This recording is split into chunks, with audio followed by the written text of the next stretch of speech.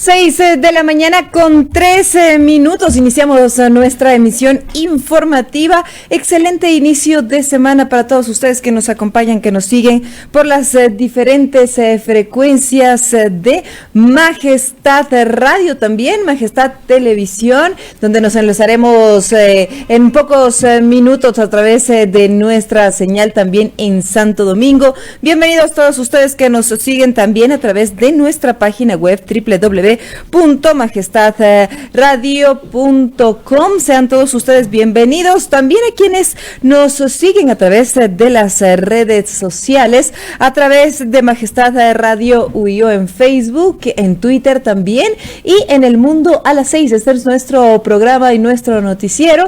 En pocos minutos se unirá también nuestro compañero Néstor Aguilera a esta emisión informativa. Les comentamos que hoy será noticia y será también materia de análisis con Néstor, que es corresponsal internacional y que conoce bastante del tema. Hablaremos sobre las elecciones en Colombia, sobre los dos candidatos que llegaron a la segunda vuelta.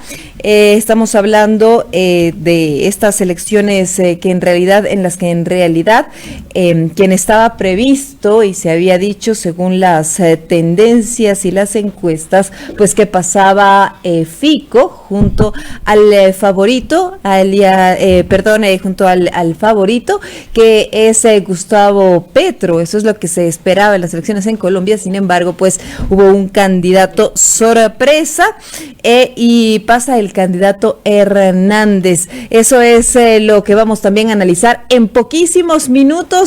Ya se une también a nuestra señal, como les comentábamos, nuestro compañero Néstor Aguilera, y estaremos comentando de todo un poco las elecciones. Además, les vamos a leer nuestra agenda para el día de hoy, nuestros invitados y quienes nos acompañarán en esta emisión de El Mundo a las 6. Hablaremos de diferentes temas. Estará con nosotros la segunda vicepresidenta de la Asamblea y estará con nosotros Yesenia Guamaní para comentarnos respecto precisamente de todo lo ocurrido en la Asamblea Nacional, en esta disputa, en este ajedrez político. También estará Alexander Barahona, con él hablaremos de la crisis en la función judicial, qué es lo que está pasando. Él es constitucionalista.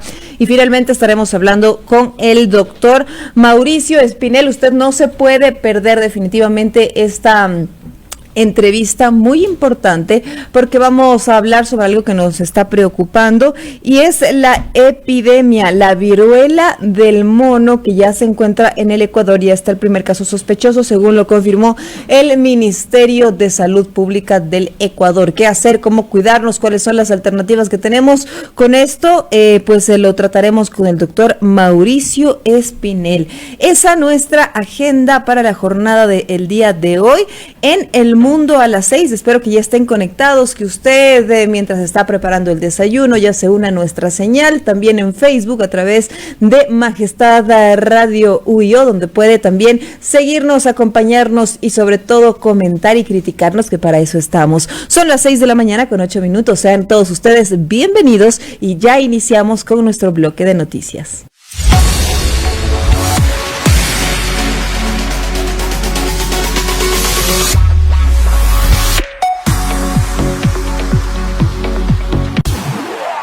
El Mundo a las 6, a través de Majestad Radio.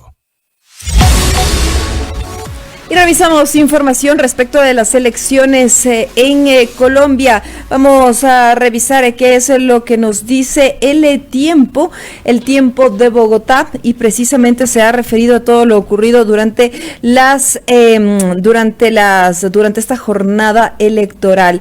Nos dice y está hablando y nos hace dos reflexiones, y vamos a mirarlas. Petro ilusiona, es lo que señala diario El Tiempo de Bogotá, y nos dice: Petro el líder que ilusiona a la izquierda con llegar a la presidencia. Educado con curas, guerrillero y economista, Petro está más cerca que nunca de la Casa de Nariño. Imposible saber lo que pasa por la cabeza de Petro ante el escenario electoral que resultó de las elecciones en las que disputará la segunda vuelta presidencial con el gran fenómeno electoral de la jornada, que es Rodolfo Hernández. El líder de la izquierda, tan estudioso de datos, de la economía y la historia, ya debe estar diseñando estrategias para derrotar al tan inusitado rival, porque realmente fue el candidato sorpresa, cuando hasta hace poco los sondeos indicaban que otro sería su contendiente. Se hablaba de Fico. Esto es lo que nos trae el tiempo de Bogotá, pero esta quizás no será ni la primera ni la última dificultad que enfrentará en su dilatada carrera política Gustavo Petro, el gran referente de la izquierda colombiana en los últimos años. Aunque haya muchos que estén en desacuerdo con su pensamiento político, lo cierto es que Petro es un líder que arrastra masas y que en varias ocasiones ha puesto a hablar al país acerca de sus propuestas para llegar a la Casa de Nariño, así sea de manera crítica. Gran parte de este respaldo está dentro de la población joven. Ellos lo ven como un líder que puede cambiar al país, e incluso quienes logran una foto con él la lucen en sus redes sociales como un botín, y su cuenta de TikTok tenía hasta ayer más de 815,000 seguidores. Gustavo Petro nació en Córdoba, Colombia, el 19 de abril en 1960. Parte de su vida la vivió en Zipaquirá, esto es Cundinamarca, el municipio de Cundinamarca, a donde fue trasladado por su trabajo como empleado público, esto en el sector de la educación. Educado en el Colegio de los Sacerdotes Lasallistas, creció en la admiración de Gabriel García Márquez como su referente, que también pasó por esas aulas. En esta población, al parecer, comenzaron a descollarse las inquietudes políticas del candidato del Pacto Histórico, quien vivió la agitación que produjeron las presidenciales de 1970 y después se convirtió en concejal de ese municipio. Dentro de su formación académica está ser economista de la Universidad del Externado de Colombia, con estudios especializados en administración pública. También tiene estudios de economía en la Universidad Javeriana. Es especializado en medio ambiente y desarrollo poblacional de la Universidad Católica de Lovaina en Bélgica, y también tiene estudios de doctorado en nuevas tendencias en administración de empresas en la Universidad de Salamanca. Lo que se disputa hoy es el cambio. Los partidos políticos aliados del gobierno de Duque, su proyecto político ha sido derrotado en Colombia. Estas fueron pues las primeras declaraciones tras conocer que pasaba a la segunda vuelta. Las hizo en la red social Twitter. Se acaba un periodo, se acaba una era, finalizó mal, en medio de la trampa, pero finalizó, es lo que señaló en sus redes sociales. Uno de sus antecedentes más comentados es su paso por la guerrilla del M-19, a la que llegó por el ex congresista del Centro Democrático, Ebert Bustamante, antiguo integrante también de dicha organización subversiva. Pese a pertenecer a este grupo, Bustamante tomó el camino del uribismo en los últimos años. Fíjense ustedes cómo juega también este tema del cambio político. Después de ser el M-19, Ebert Bustamante pasa a ser parte del uribismo. En ese entonces tuvo los alias de Aureliano y Andrés, el primero de ellos en alusión al coronel Aureliano Buendía, uno de los protagonistas del libro 100 años de soledad del novel colombiano García Márquez. Este es un poco de la trayectoria de Gustavo Petro, que nos trae pues diario el tiempo de Bogotá, y que es el contendor en las elecciones presidenciales. Él no es la sorpresa, como les comentábamos, y ya vamos a hablar de Rodolfo Hernández, quien pasó a la segunda vuelta electoral y que se disputará este 19 de junio, pues la Casa de Nariño. 6:03 en la mañana, esto es El Mundo a las 6.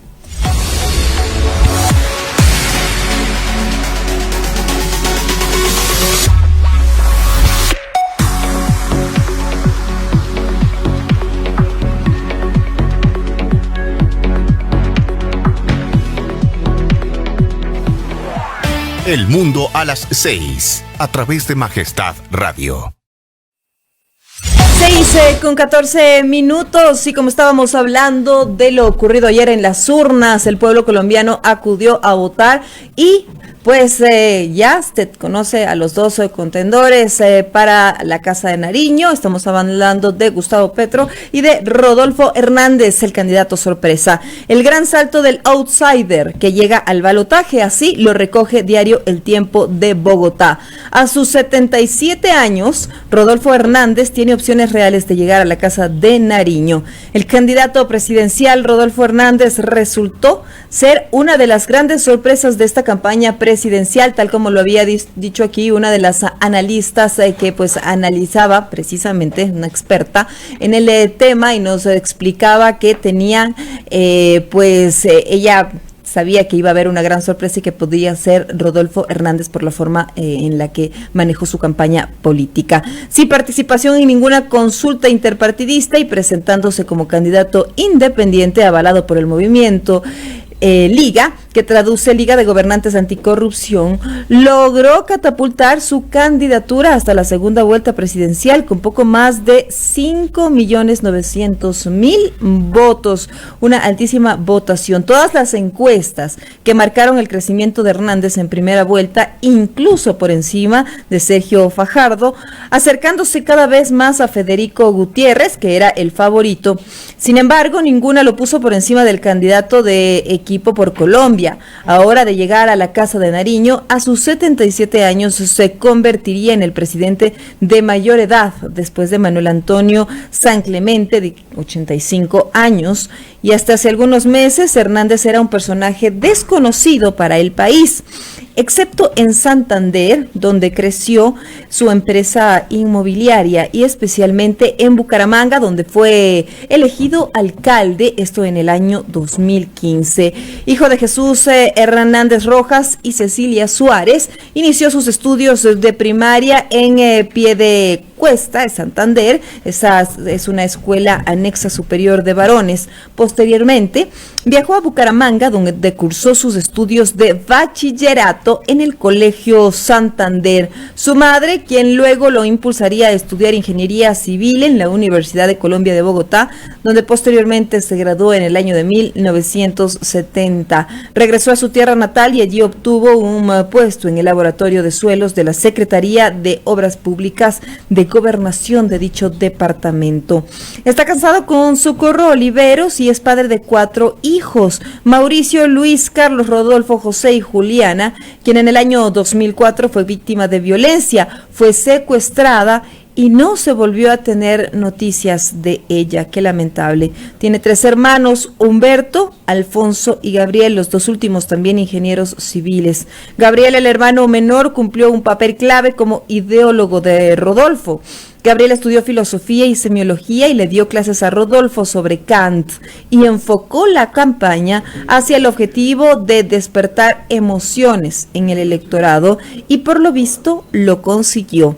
El 29 de julio, luego esto en el 71 y luego de hacer sus primeras obras de construcción de vivienda popular en Piedecuesta, fundó junto con los comerciantes de Zapatoca, Guillermo Gómez Serrano y Abelardo Serrano Otero, la empresa constructora Hernando Gómez, con proyectos precisamente en diferentes puntos de Colombia, y posteriormente compró la totalidad de las acciones de la empresa junto con su esposa y sus hijos, continuando con mayor empuje la construcción de vivienda de interés social, esto en Bucaramanga y en Barbosa, Barranquilla y también en Bogotá. Sobre su fortuna, tiene alrededor de $100 millones. Hernández explicó que tiene inversiones divididas, el 70% en tierra y el 30% rotándola en la financiación de productos que vendemos. Para él, el mejor negocio es acumular tierras.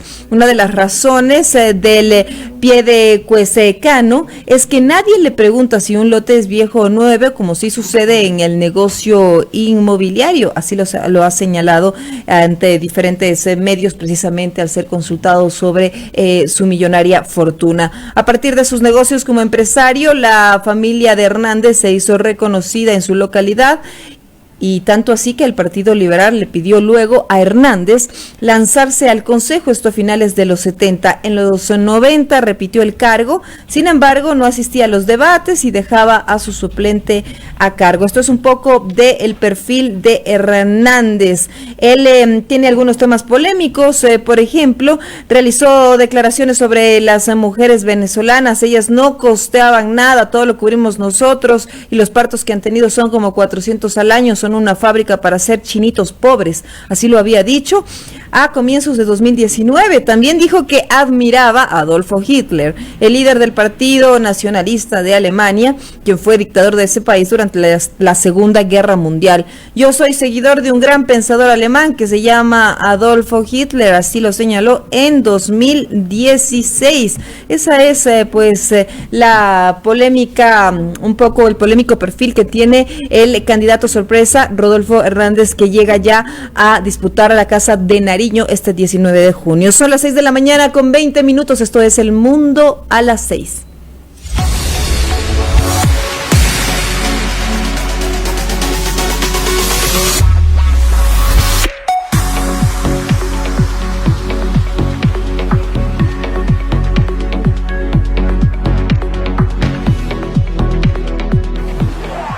El Mundo a las 6, a través de Majestad Radio.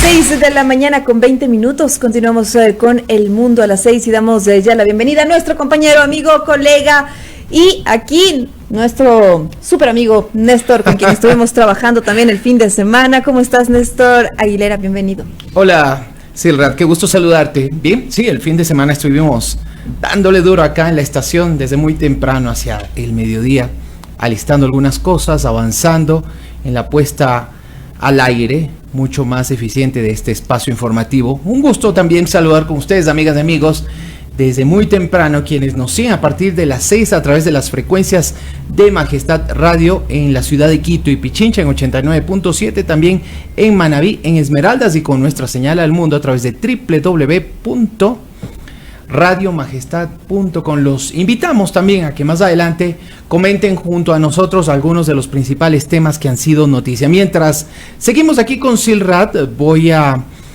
pasar revista a algunos de los principales temas que reseña la prensa nacional en este día lunes, empezando la semana y ya terminando también este mes de mayo, el quinto de este año 2022. Diario El Comercio hace alusión como principal información en su edición digital a lo que fue la participación del ecuatoriano Richard Carapaz en el reciente Giro de Italia.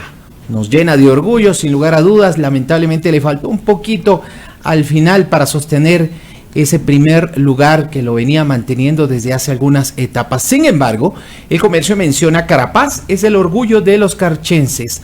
Más de 200 ciclistas se concentraron en Tulcán para apoyar a su ídolo. Se instaló una pantalla gigante para observar a Carapaz en el Giro de Italia. Otra información de carácter deportivo que me gustaría reseñar y que tiene también relación con una destacada participación de un jugador ecuatoriano. Gonzalo Plata entra en la historia del Valladolid y se refiere a lo que fue la clasificación del equipo a la primera división. Jugará en la liga entonces en la próxima temporada. El día de ayer se destapó una asistencia y un gol, el segundo del ecuatoriano, que tiene todo para seguir brillando en el fútbol de España y, por qué no decirlo, en la próxima Copa Mundial a desarrollarse en el mes de noviembre en Qatar.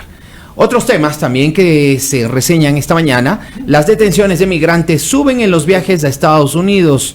4.116 compatriotas fueron apresados en las travesías ilegales durante el primer cuatrimestre de este año 2022. También hay muertes y desapariciones, dice Diario El Comercio.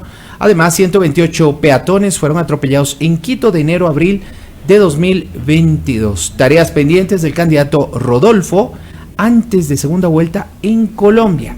Compatriotas migrantes apoyaron a Carapaz en Italia, menciona El Comercio. Un detenido por atentado con carro bomba en la ciudad de Guayaquil. en las elecciones. También poca afluencia de colombianos para votar en esa ciudad, hablamos de Guayaquil. Niño evade 7 controles de seguridad en un aeropuerto de Irak. Un niño de 10 años logró cruzar solo varios puntos de control sin ser inquietado y subir a un avión en un aeropuerto localizado en el sur de Irak. Mencionamos otras noticias. Misa en honor a Tania Tinoco se realizará en Catedral de Guayaquil. El evento religioso está programado para este día, lunes 30 de mayo. Gobierno de Estados Unidos investigará la respuesta policial al tiroteo de Texas, también menciona diario El Comercio. Pasamos revista también a algunos titulares de diario El Universo. La noticia principal en esta mañana se refiere a lo que fue al ataque realizado en las últimas horas, muy puntualmente el día de ayer, a una unidad de vigilancia de la Policía Nacional localizada en la ciudad de Guayaquil. Policía sospecha de los tiguerones por carro bomba en Guayaquil. También saldo en rojo para Ecuador por elevadas tarifas y millonarias deudas acumuladas dejan los contratos de servicios de Chuchufindi, Libertador y Auca. Candidatos al Consejo de Participación Ciudadana acreditarán una conducta intachable con cartas de un emisor que confirme conocerlo 10 años, esto en el tema político. Barcelona Sporting Club conquistó la primera etapa de la Liga Pro 2022 y aseguró cupo para la fase de grupos de la Copa Libertadores 2023 con goleada 4-0 sobre Cumbayá Fútbol Club. En otros temas también, específicamente en el deportivo, es un gran segundo lugar en el Giro. No debe haber tristeza, he demostrado que puedo estar arriba, dice orgulloso Carapaz. Además, el gobierno espera ya no tener que recurrir al financiamiento de los multilaterales una vez que concluya el acuerdo con el Fondo Monetario Internacional. Innovaciones de la industria automotriz, dice esta noticia también, se enfocan en un mayor rendimiento del motor con menos combustible, incluso de bajo octanaje. Este tema a propósito de los precios de las gasolinas acá en nuestro país. Así funciona el M777, el obús que usa Ucrania para frenar el avance ruso. El arma letal posee un sistema de control de fuego digital guiado por GPS, y esto en el marco de los ataques de Rusia a ese país.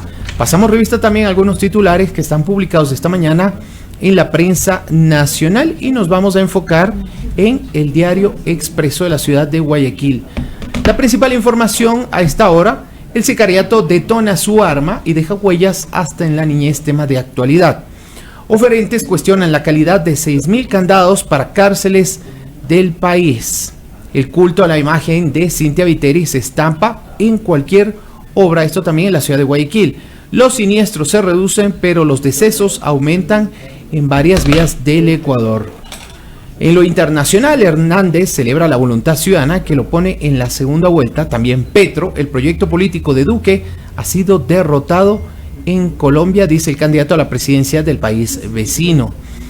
Y finalmente pasamos revista a otros temas, este de carácter económico. Dice: con decreto se deroga la autorización de nuevas siembras de banano. Las reuniones por acuerdo comercial con México se prolongan. Este otro, el temor a la inseguridad, insta a tomar pólizas de vida. Retienen a un sospechoso tras acto terrorista. Y ya en el ámbito deportivo, Católica terminó en el segundo lugar de la tabla. Carapaz, esto me da fortaleza. Gustavo Alfaro empieza a pulir su nómina de cara a la próxima participación de la selección ecuatoriana de fútbol en el Mundial de Qatar. El Telégrafo, el decano de la prensa nacional, ahora en su edición digital, menciona: gobierno apoya a 9.800 niños y adolescentes para que sigan formándose en el fútbol. También confirman primer caso sospechoso de viruela del mono en nuestro país. Ecuador podrá exportar aguacate a los Estados Unidos. Contraloría General del Estado confirma glosa por $37 millones por la vía Manta-Coliza. 3 mujeres están relacionadas con el asesinato de la fiscal Luz Marina Delgado, esto en la provincia de Manabí. Mientras tanto, en el ámbito deportivo, Carapaz pierde la maglia rosa en el Giro de Italia. Muestras de apoyo para el ecuatoriano en esa competición, mientras que Barcelona se toma medidas en el estadio Banco Pichincha, parte de lo que ha sido el ambiente previo a este triunfo, a este primer lugar del equipo guayaquileño. Estará disputando la final del torneo local a finales de año. Y finalizamos con los titulares de primicias. También en su edición electrónica dice: pequeños radares tácticos cubren vigilancia aérea en Manabí. Autoridades militares han detectado 376 áreas no controladas en el Ecuador que podrían ser utilizadas para actividades ilícitas. Solamente en Manabí hay 28.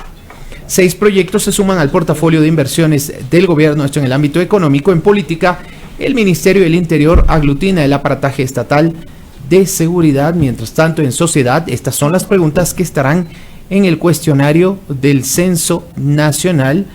También en política, la izquierda y el populismo irán a la segunda vuelta presidencial en Colombia. Y vamos a finalizar con este tema: hidrógeno verde.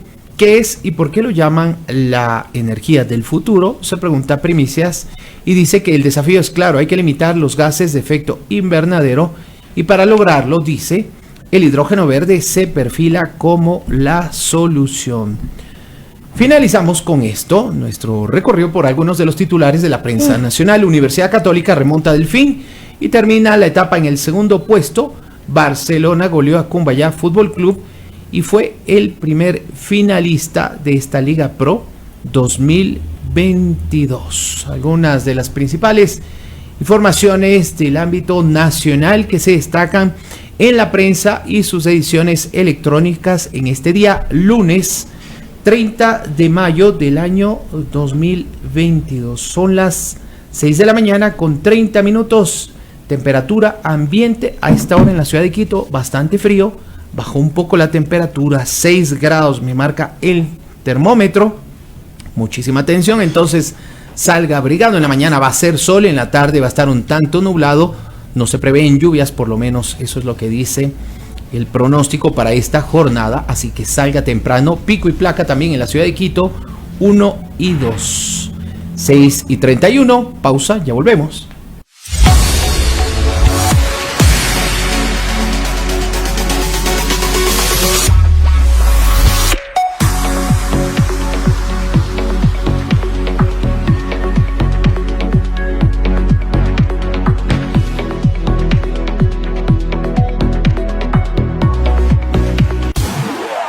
El mundo a las 6, a través de Majestad Radio.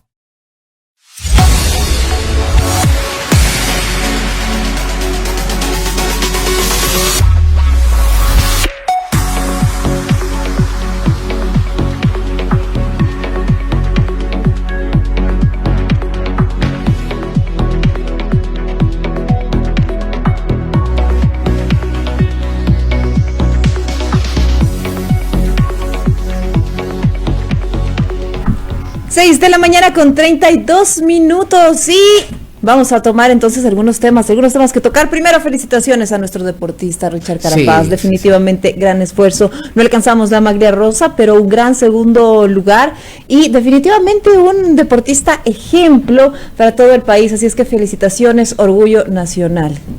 Y también felicitaciones a Gonzalo Plata, el ecuatoriano que juega en el Valladolid esta temporada. Finalizó con una clasificación a la primera división. Eso eleva sus puntos también en el fútbol internacional. La gran pregunta: ¿jugará en esa primera división la próxima temporada? El Valladolid hará uso de la opción de compra. Recordemos que hubo un incidente meses atrás bastante complejo para el ecuatoriano, pero el día de ayer demostró de que está hecho. Hizo un gol, también una asistencia de gol. Bueno, impresionante la actuación con la que el equipo del Valladolid goleó también y avanzó de forma directa a la primera división del fútbol español. Son las 6 de la mañana con 33 minutos. Saludamos también a quienes se integran a esta hora ya a nuestras transmisiones en YouTube y en Facebook. Los invitamos a que comentemos juntos algunos de los principales temas que son noticia. Tenemos muchísimas, Silrat. Así es, mucho que comentar. ¿Qué te parece si iniciamos por el tema de Colombia? Colombia, que dio precisamente lo que nos había comentado nuestra analista que estuvo acá invitada, la politóloga Ana Patricia... ¿cuál era el apellido? ¿Te acuerdas? Se me escapa.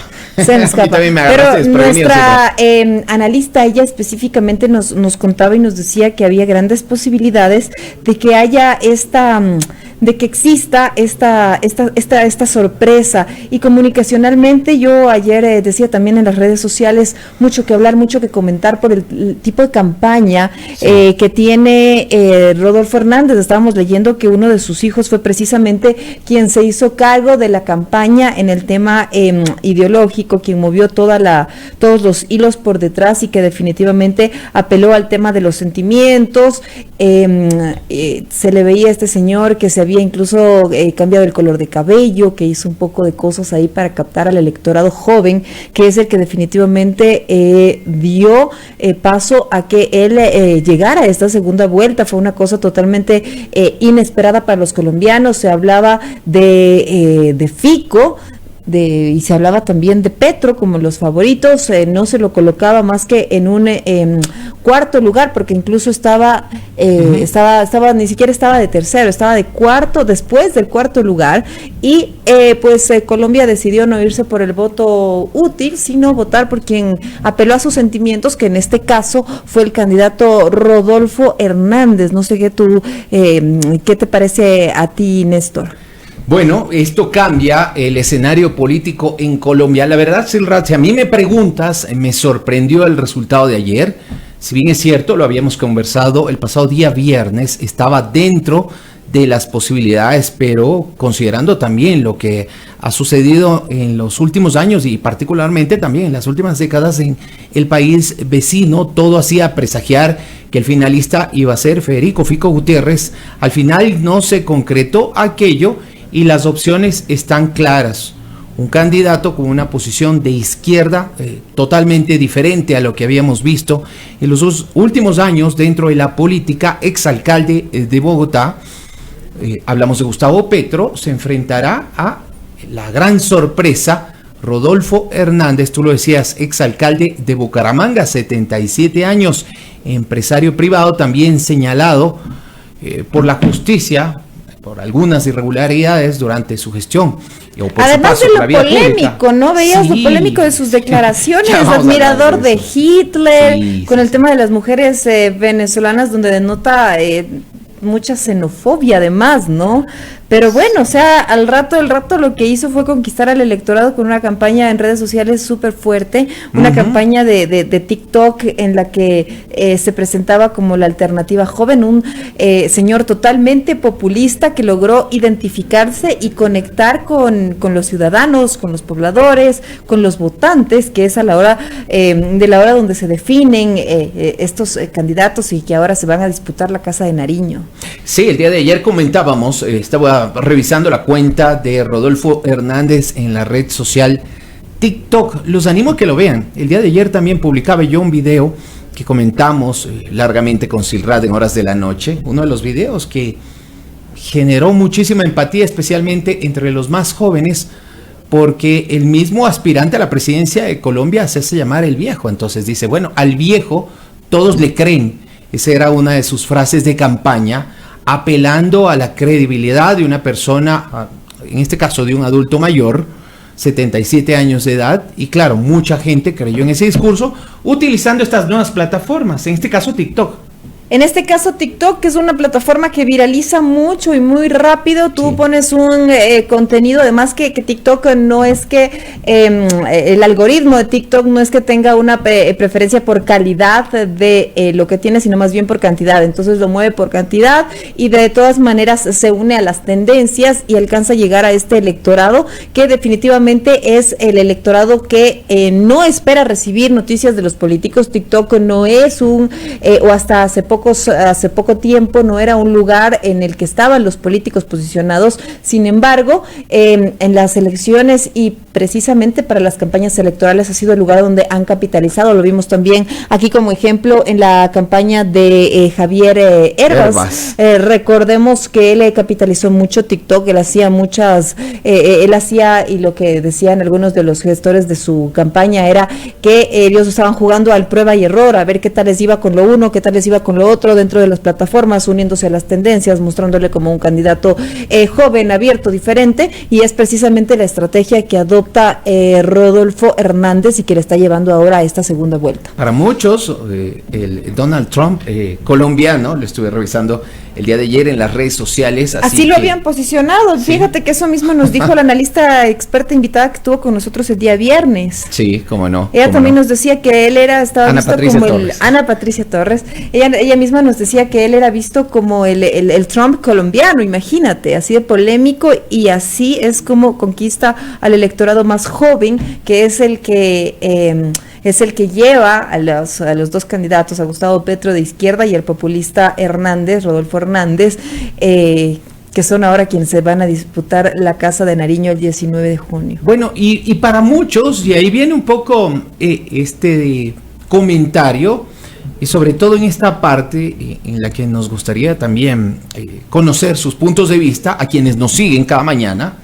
Lo pueden hacer a través de YouTube y de Facebook, repito, es que esto se asemeja de alguna manera, o por lo menos hay quienes relacionan esta segunda vuelta programada para el próximo 19 de junio en Colombia con lo que pasó hace un año en el Ecuador, es decir, una opción de izquierda contra lo que sería una opción de derecha. Muchos hablaban el día de ayer, nos recuerda, y lo leía con bastante frecuencia, nos recuerda a lo que fue la final entre Lasso y Arauz hace un año y un poco más acá en nuestro país. Vamos a ver al final qué pasa si Colombia decide girar hacia la izquierda con Gustavo Petro, o tal vez de alguna manera se mantiene esta tendencia de derecha que ha gobernado Colombia en los últimos años a través del ingeniero Rodolfo Hernández. Pero ¿qué es lo que opinas tú, Néstor, respecto a este tema? Porque realmente han sido décadas en las que ha estado prácticamente la derecha, el uribismo al frente de todo el tema y el frente de gobernar el país. Creo que han sido décadas realmente en las que Colombia ha estado en manos de la derecha, y creo que también por ese lado es que el favorito de las elecciones colombianas fue definitivamente Gustavo Petro, porque de alguna forma Colombia ya busca un cambio. No sé cómo se verá esta segunda vuelta, pero comunicacionalmente creo que ahí va a ser donde los estrategas van a tener que ver las maneras de capitalizar para que sus diferentes candidatos logren alcanzar esta tan ansiada presidencia como es la Casa de Nariño. Sí, definitivamente, Silrad, el día de ayer o esta madrugada también yo comentaba respecto a este tema. Lo que tú mencionas me parece también una de las claves de esta reciente elección en Colombia, por lo menos a nivel de primera vuelta. Lo que está claro, digo yo, es que los colombianos querían un cambio. Por eso mucha gente se volcó por votar hacia Gustavo Petro, una opción totalmente diferente, la izquierda, y la posibilidad de que gobierne durante los próximos 4 años en Colombia, pero también buscaron una opción totalmente diferente a la clase política tradicional a través de Rodolfo Hernández. Vamos a ver si además al final... que Petro también mantiene una campaña que de todas maneras viene a ser una campaña que capta mucho al voto de los jóvenes. Recordemos que en Colombia el voto es optativo, el voto es voluntario. Sí, cómo no. Entonces, grandes ciudadanos, muchos jóvenes hicieron también el llamado de yo voy a votar, precisamente ante el ausentismo que se vive en Colombia, porque aparte tienen puente, ellos tenían un feriado, es decir, el día de hoy ellos están de feriado. Entonces muchos optaban por salir de la ciudad en lugar de ir y acudir a entregar su voto, Néstor. Sí. Sin embargo, sí jugó mucho el tema de ir a apoyar a tu candidato, ir a apoyar a la democracia, ir a elegir el destino de tu país, que eso era muy importante, y en eso nuestra experta también colombiana que estuvo por acá visitándonos escuchándonos el día viernes, ella nos explicaba que precisamente en eso también jugó mucho el papel de Petro, llamando a los ciudadanos, a la población joven, a que acudan a votar. Ahora tocará ver qué es lo que pasa en esta segunda vuelta electoral. Será también decisivo el papel que jueguen los estrategas comunicacionales, porque esto definitivamente va a ser fundamental, qué es lo que se logre ya ahí en el momento del juego comunicacional, porque ahí es donde definitivamente se puede trasladar lo que va a ser su candidato, ¿no? Y irse u optar por una de las dos tendencias. Este otro candidato, pues Hernández, el millonario, vimos que tenía grandes cantidades de dinero, que definitivamente es un terrateniente, ha manejado siempre el tema del lenguaje populista y llega, como lo habíamos comentado, apelando a los sentimientos, a la sensibilidad, también al humor, incluso que hizo sus cambios durante la campaña y todo esto que generó polémica, y de ser un total desconocido, únicamente conocido en la localidad donde fue alcalde, pues pasa a ser ahora quien se está jugando la Casa de Nariño y quien se está jugando la próxima presidencia de Colombia. Definitivamente lo que sí hay, Néstor, es un giro respecto al uribismo, que había estado ya décadas en Colombia. Entonces lo que sí hay es un cierre de este ciclo para dar paso ya a otras tendencias, mi querido Néstor. Sí, esto marca también un termómetro de lo que ha sido la gestión del presidente Iván Duque, para muchos el desfile político del presidente o de expresidente Álvaro Uribe, y está claro también no solamente que los colombianos querían algo diferente, sino también querían una opción distinta a lo que ha sido, por lo menos, o lo que han sido los gobiernos uribistas en los últimos años. Enormes desafíos para el próximo gobernante, para quienes lideren. Esto definitivamente nos queda claro. Sí, Colombia sí, ya no quería más uribismo, Colombia quería ya cambiar de tendencia, no se iba a ir por el candidato de Uribe, que de cierta manera pues seguía manejando por detrás el país. Y vamos a ver qué pasa también después de las elecciones, ¿no? Una vez puesto el presidente, qué tanta injerencia puede tener ya con el nuevo gobierno. Todo esto nosotros seguiremos pues minuto a minuto y estaremos muy pendientes de lo que pase en el vecino país, pues es trascendental también para lo que pasa en el Ecuador. Estamos al ladito, sus políticas son muy importantes también para nosotros, y definitivamente debemos seguir trabajando como países hermanos, así es que ahí estaremos pues muy pendientes de todo lo que ocurra en el vecino 6 de la mañana país. Con 46 minutos. Esperamos también a nuestro primer invitado en esta mañana. Estaremos analizando algunos temas de interés. Los invitamos a que sigan junto a nosotros. Hoy Alexander Barahona es constitucionalista. Ahora analizaremos qué es lo que está sucediendo en la función judicial, esta serie de desencuentros que advertimos en la función legislativa, también se viven con fuerza en el ámbito judicial. Estará junto a nosotros también hoy Yesenia Guamaní, segunda vicepresidenta de la Asamblea Nacional. Con ella analizaremos y pasaremos revista a lo que es esta denuncia que se ha presentado la semana pasada en su contra, y también lo que está ocurriendo en el CAL.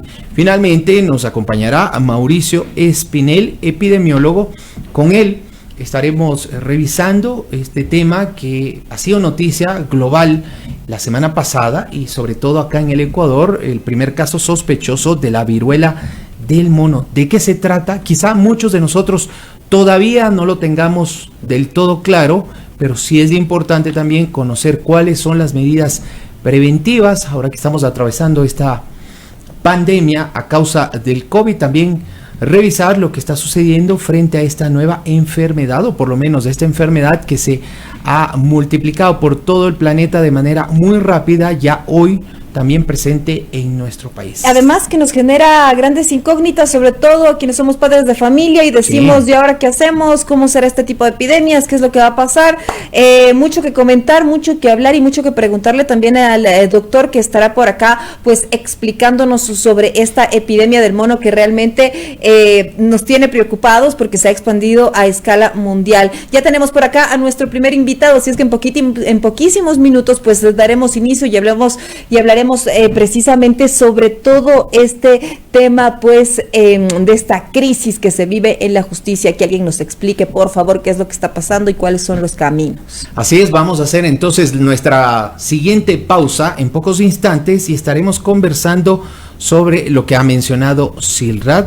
Alentamos a ustedes, amigas y amigos, también a que nos den sus puntos de vista respecto a lo que sucede en la justicia, y sus comentarios siempre serán muy valiosos, Silrad, a través de donde se puede participar. Nosotros así es, nosotros repetimos esto, no nos cansamos. Exactamente, ustedes pueden seguirnos a través de nuestra página web www.majestad.com, además Majestad Radio S en Facebook. Ahí pueden ponernos sus comentarios, ahí pueden ponernos lo que opinan, lo que piensan. Ahí estamos en vivo transmitiendo a través de Majestad Radio. También estamos a través de El Mundo a las 6. Compartan por favor, es muy importante su apoyo para poder llegar a más gente y poder continuar realizando y entregando nuestro contenido. Importantísimo también que nos apoyen en ese sentido, así es que todos invitados a seguirnos por las diferentes redes sociales. También estamos en Facebook, en Twitter, y yo estoy transmitiendo en vivo, te cuento por acá.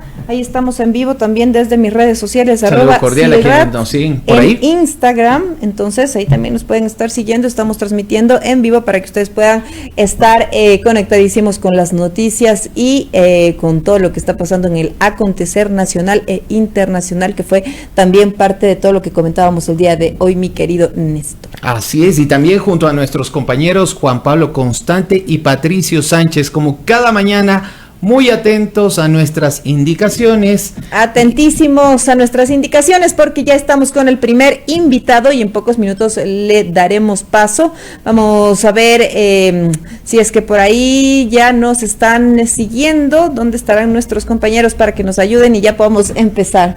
Sí, así mismo pasa a casa adentro. Entonces ya estamos por iniciar con nuestro primer invitado. Vamos a hablar sobre el tema de la justicia y la crisis en la justicia. Ya viene por acá DJ Line, Juan Pablo Constante y también Patricio Sánchez a ayudarnos con este tema. 6 de la mañana con 50 minutos y esto es El Mundo a las 6. Quédense con nosotros.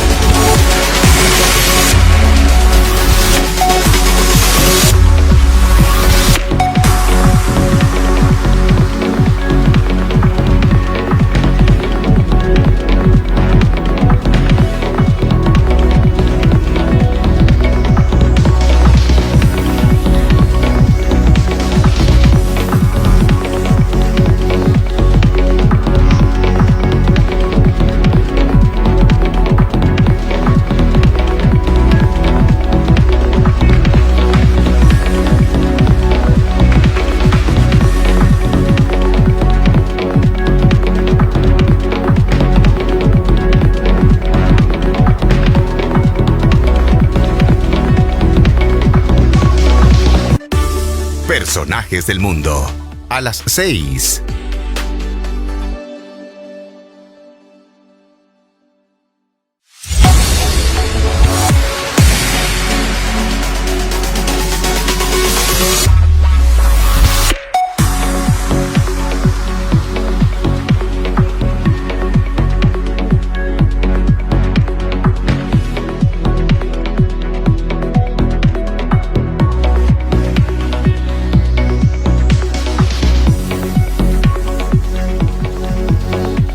Son las 6 de la mañana con 52 minutos y es hora de iniciar nuestra primera entrevista. Estamos ya con Alexander Barahona y él es un abogado constitucionalista que nos va a explicar precisamente qué es lo que pasa en la función judicial, cuál es la crisis que se está viviendo, cómo también irla solventando, qué es lo que está pasando con este tema, la disputa entre Saquicela también y Murillo, que es uno de los puntos que más hemos tratado esta semana y que realmente no sabemos cuál sería la salida.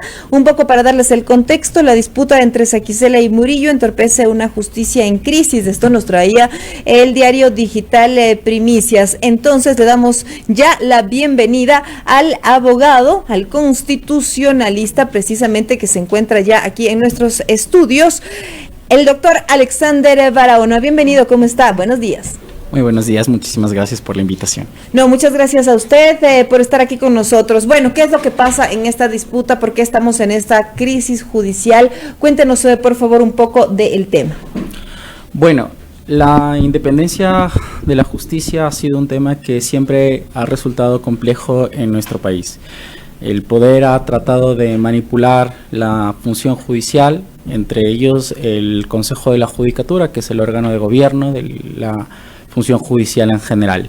Esto es así porque le ha dado la Constitución y sobre todo varias reformas constitucionales un poder extraordinario en la función judicial de, en principio, poder remover jueces desde dos vías. La primera, calificando error inexcusable o manifiesta negligencia, o la segunda, abrir expedientes preventivos a manera de medidas cautelares, es decir, que el Pleno del Consejo de la Judicatura pueda suspender provisionalmente a jueces o a magistrados a fin de poder revisar si es que potencialmente habrían cometido alguno de estos errores, manifiesta negligencia o error inexcusable. Pero ¿qué es lo que pasa ahí realmente? Porque vemos que cada gobierno ha querido siempre meter las manos en la justicia. Esto ha sido una práctica común de décadas. Entonces, ¿estamos viendo lo mismo bajo su visión, abogado? ¿Es lo que está ocurriendo con esta disputa que hay y que ya es existente definitivamente en el sistema judicial? Sí. Cuando tienes un desequilibrio tan grande que una entidad administrativa pueda llegar inclusive a remover magistrados de una manera preventiva, puedes tener el riesgo de que esta unidad administrativa, que de todas formas es susceptible de ser corrompida por el poder, puede inclusive intrometerse en las actuaciones judiciales. Ahora, también hay que entender que el Consejo de la Judicatura actualmente atraviesa un conflicto y es quién debe presidirlo. Esto no es menor, porque quien decide remover al magistrado expresidente de la Corte Nacional de Justicia es un presidente del Consejo de la Judicatura que no tiene la calidad constitucional de presidir este organismo. Esto es así porque quien debía hacerlo era el suplente de María del Carmen Maldonado, expresidenta del Consejo de la Judicatura. Usted me preguntará seguramente si la Constitución de la República establece... Pero entonces ahí debía ser Fausto Murillo quien tendría que suplir, ¿o no? Según lo que usted nos explica. No, quien tenía que suplir era Álvaro Román Márquez. ¿Por qué? Porque la Constitución no debe ser leída en forma parcial. Esto es el error en el que incurren varios de nuestros colegas constitucionalistas que miran el artículo 179 de la Constitución como una regla aislada. Es decir, quien preside el Consejo de la Judicatura es un delegado de la Corte Nacional de Justicia. Sin embargo, el concurso ya se cerró. No solo que el concurso ya se cerró, sino que había una decisión, una resolución del Consejo de Participación Ciudadana Transitorio en el que lo designaba a Álvaro Román como suplente de la presidenta del Consejo de la Judicatura. Si esto es así, la lógica, no hay que ser un experto en constitucional para determinar que el suplente reemplaza al titular.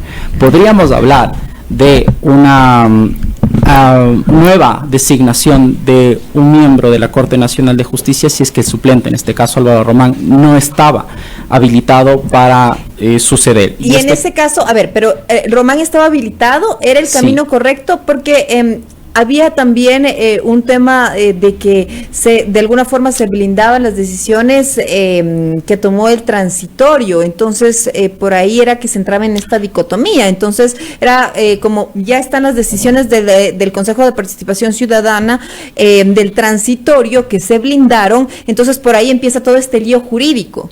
Sí, en efecto. La Corte Constitucional en el 2019 emitió una decisión en la que expresamente decidió que las decisiones del transitorio no eran susceptibles de ser revisadas y que causan los mismos efectos que establece la Constitución y la ley. Le estoy hablando específicamente de los puntos resolutivos C y D.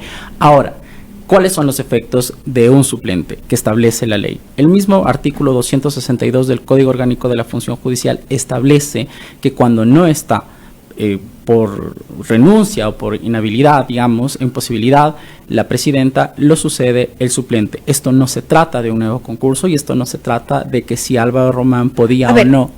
Pero si ahí usted me dice que no se trataba de un nuevo concurso, Iván Saquicela manda una terna que luego la retira. Entonces, si no era un concurso, ¿para qué se envió esta terna? Y luego denuncia que se intenta meter las manos en la justicia. Si no era un concurso, ¿por qué se envía una terna? Porque lamentablemente quisieron tomarse el Consejo de la Judicatura. ¿Quién? En ese momento quisieron revisar la posibilidad de poder poner la Corte Nacional un nuevo presidente en el Consejo de la Judicatura. ¿Quién quiso tomarse este poder judicial? Por un error de interpretación de la Constitución, la Corte Nacional de Justicia manda la terna. Usted establece así y así fue. Manda Pero una usted terna. nos está diciendo claramente que quisieron tomarse la justicia. ¿Quién quiso tomarse la justicia, abogado? El presidente de la Corte Nacional, al momento de remitir una terna al Consejo de Participación Ciudadana, quiso poner un presidente en el Consejo de la Judicatura. Esto no era procedente. Ahora, cuéntenos un poco más sobre todo este embrollo y cuáles serían las posibles salidas ahí, porque nos encontramos entonces en un tema de que si se envía una terna, que luego se retira la terna, que no debía ser una terna, que debía pasar el suplente. Luego tenemos este blindaje del Consejo de Participación Ciudadana y Control Social. Entonces, ¿qué es lo que pasa y cuáles serían las posibles salidas? El problema fue que quisieron, como le digo nuevamente, poner un presidente del Consejo de la Judicatura. Lamentablemente no se dieron cuenta de que en el momento en el que Álvaro Román no ascendió a la presidencia, habilitaba el artículo 262 del Código Orgánico de la Función Judicial, que los miembros del Consejo de la Judicatura pueden de entre ellos poner a un presidente. Cuando esto ocurrió, no procedía ni siquiera una terna. De ninguna manera procedía una terna. Ni porque renuncia María del Carmen Maldonado, que le correspondía suceder a Álvaro Román, ni cuando dijeron o sostuvieron que Álvaro Román no podía hacerlo, porque el artículo del Código Orgánico de la Función Judicial es claro. Si no sucede el suplente, de entre los miembros del Consejo de la Judicatura eligen a un presidente y ya está. En ninguno de los dos escenarios correspondía una terna. Por ello es que claro, luego lo retiran, ahora están pensando una terna o no. Lo que ha dicho ahora últimamente en declaraciones públicas el presidente del Consejo de Participación Ciudadana es que siempre sí le correspondía a Álvaro Román suceder. Esto era natural, no se trata de quién quiere o no ser presidente, sino que legalmente a quién le corresponde, porque de estos también depende la institucionalidad. ¿Por qué no le dejan simplemente que suceda después de la salida de María del Carmen Maldonado? ¿Por qué no le dejaron suceder? ¿Por qué se inicia todo este embrollo? ¿Por qué a los ecuatorianos nos encanta meternos en líos queriendo sin querer o con ciertas intenciones ya políticas? Esa es la pregunta que nosotros nos hemos realizado hasta el momento. ¿Por qué han tenido o han motivado, han llevado a la Administración de Justicia a distraerse de sus funciones? ¿Por qué el Consejo de la Judicatura, en vez de estar preocupado por una buena accesibilidad de la administración a las personas, está ensañada en estos problemas de quién le corresponde suceder o no?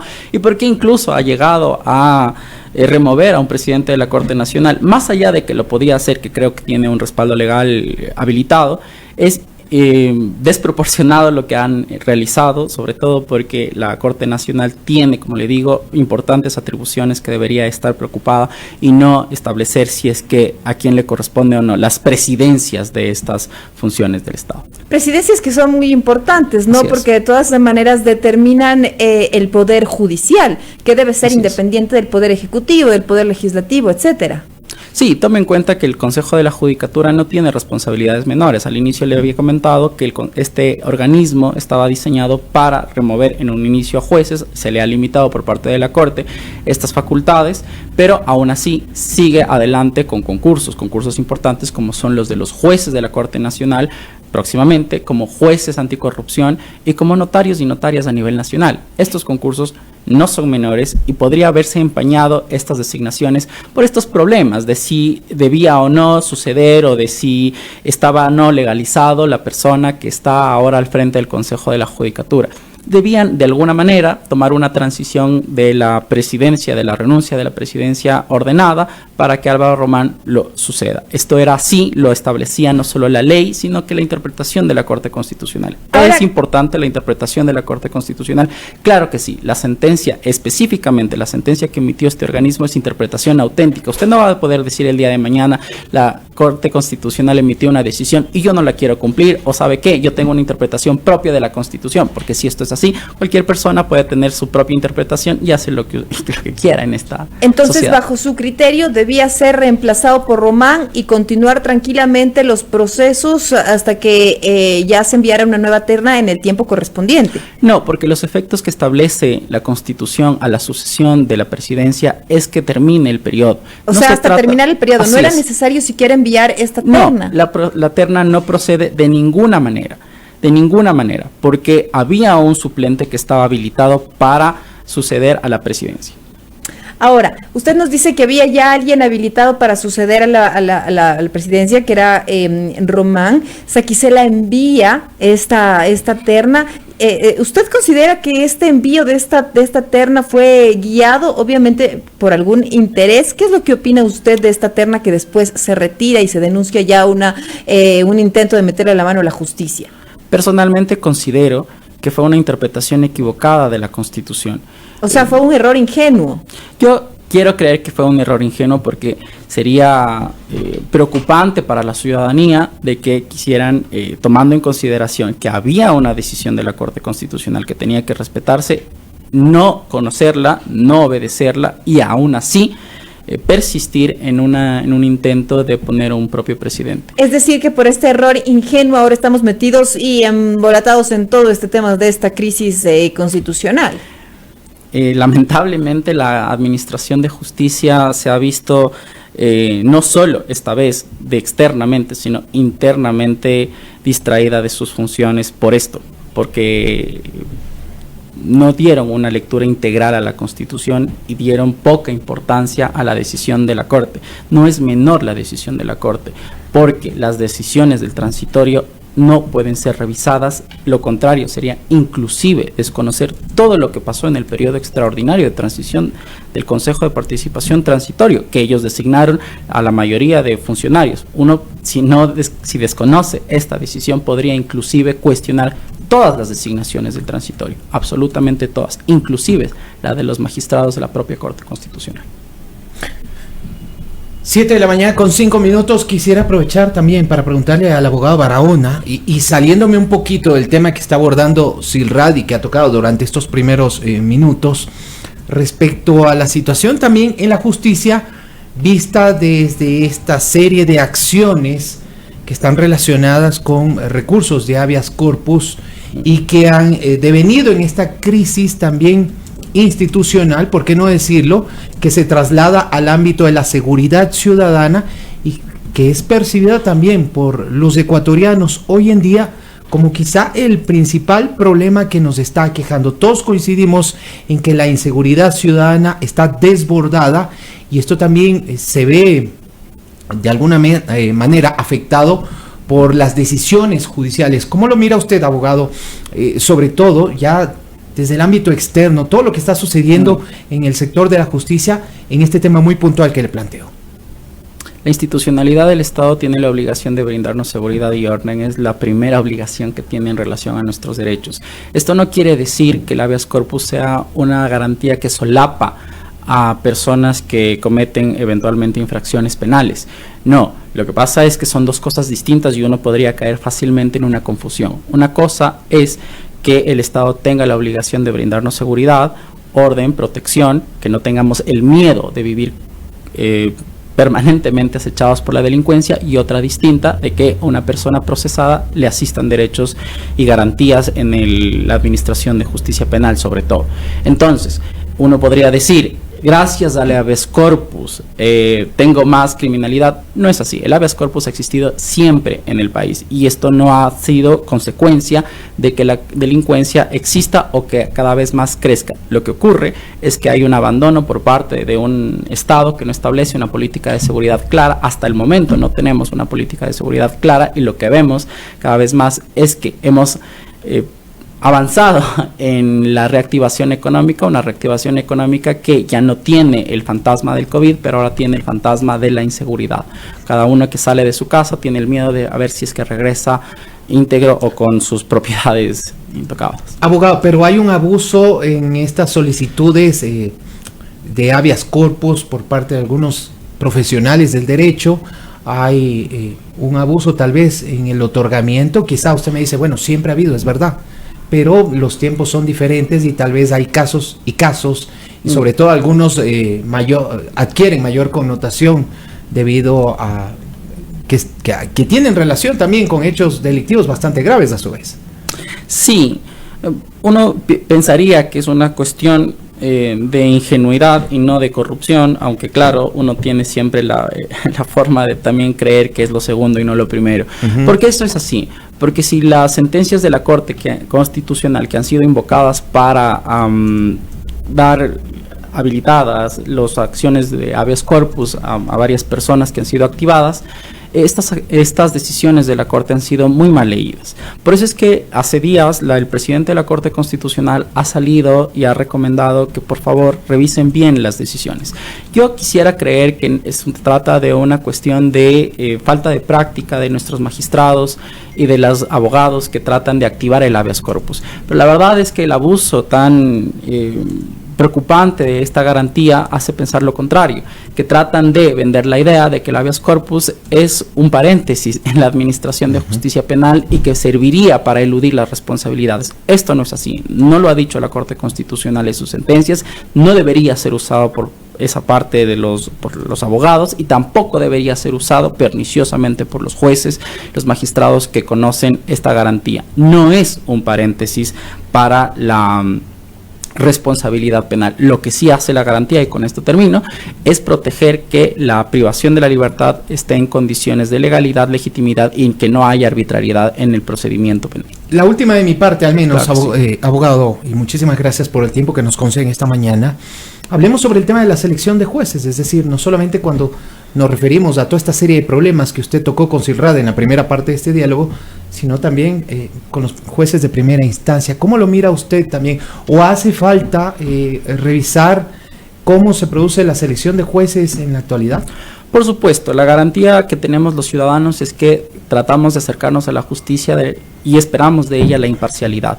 ¿Cuándo uno logra imparcialidad? Cuando hay un sistema de administración de justicia y de selección de jueces cerrado, lo suficientemente riguroso de que nuestros jueces nos den la seguridad de poder tener una decisión lo suficientemente imparcial. La credibilidad de la administración de justicia está muy comprometida por parte de los ciudadanos. ¿Qué creo yo que es la solución?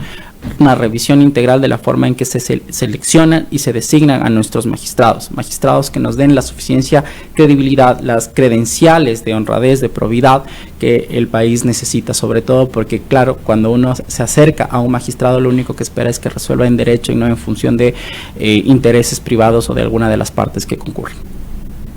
Bueno, y solamente una pequeña acotación que me parece también importante, porque aproveché esta conversación con el abogado Barahona para pasar revista a unas estadísticas que las comentamos en su momento también aquí, por ejemplo, los resultados de un reciente estudio de la empresa Click y que corresponde a este pasado mes de mayo, o este mes que ya está prácticamente finalizando.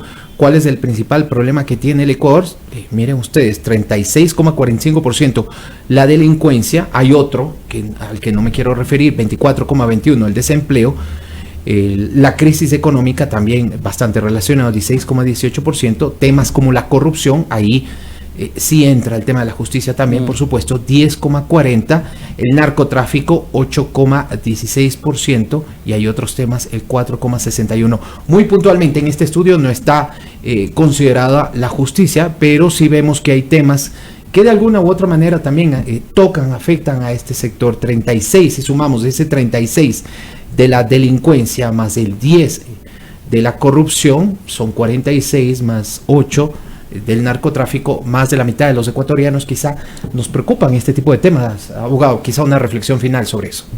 Creo que los derechos sociales es algo que vamos a entrar a reflexionar como país, sobre todo porque el trabajo, la salud, la educación empiezan a verse mermados, y no solo a verse mermados, sino que también empiezan a despertar interés por parte de todos. Ya no es hace unos 10 o 20 años que la educación, la salud y el trabajo ya hemos empezado a reflexionar como derechos, qué es lo que le corresponde al Estado, darnos la garantía suficiente de que esto sea así, de que nuestros derechos efectivamente se vean satisfechos. Pero ¿por qué esto es importante para la justicia?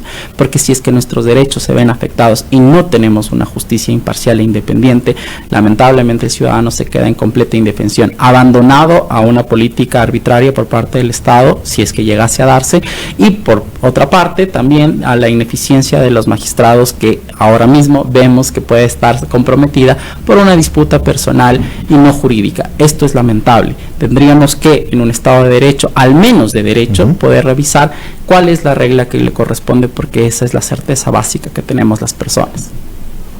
Así es, son las 7 de la mañana con 13 minutos, precisamente dialogando sobre todo este tema de la crisis en la justicia en el Ecuador. Nos ha dicho el abogado, el constitucionalista Barahona, pues que él ve como un error el tema de que se ha enviado las ternas, que definitivamente únicamente lo que había que hacer era que Román sucediera, y que también existe por ahí un tema de la denuncia de haber querido meter la mano en la justicia, y por otro lado también lo ve como una ingenuidad y como una mala interpretación a este tema. ¿Qué es lo que pasa entonces con la justicia en el Ecuador? No sabemos, abogado. Lamentablemente la justicia está comprometida, y esperamos que pronto la Corte Constitucional atienda la acción extraordinaria de protección presentada por Álvaro Román, a fin de que nuevamente la Corte Constitucional, como este gran árbitro de la democracia, pueda, digamos, zanjar esta posible malinterpretación, que el Consejo de la Judicatura nuevamente retorne a sus trabajos ordinarios, digamos, desde sus integrantes sobre todo, y que trate de rever la posibilidad de que haya una intromisión a los magistrados, que esto es algo que preocupa sobre todo. Estamos hablando de una intromisión, porque usted nos decía desde el presidente de la Corte Nacional, estamos hablando ahí también de una intromisión del Ejecutivo, el Legislativo, o únicamente estamos hablando de una intromisión ahí dentro de la justicia. ¿Cómo funciona esto? En este caso en concreto del conflicto o la confusión entre quién debe suceder o quién debe presidir el Consejo de la Judicatura, creo que hemos visto que han sido los propios órganos de la función judicial quienes han entrado en esta controversia y en esta confusión. Mal haría yo pensar, o todos pensar, si es que habría un intento de parte externa, porque evidentemente no es visible aquello, puede que exista, pero no es visible al menos.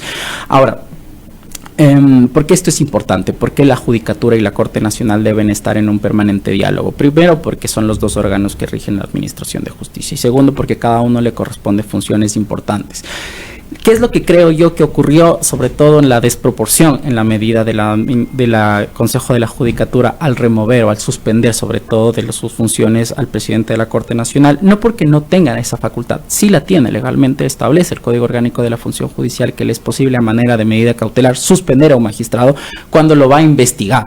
El problema es en qué contexto lo realiza, una denuncia presentada al menos como 24 horas antes, la proporcionalidad de suspender al presidente de la Corte Nacional de Justicia en un marco, digamos, de una disputa de que días antes él salía a decir que retira la terna. Es decir, esta decisión no le da credibilidad a los ciudadanos, y esto es importante porque una parte importante de la administración de justicia es que los ciudadanos se sientan respaldados por estas decisiones y que tengan esa certeza de que estos organismos actúan con independencia, con imparcialidad y sobre todo apegado al Estado de Derecho, a las leyes, a las reglas. Temas que no se están viendo porque actuó Fausto Murillo como presidente encargado del Consejo de la Judicatura.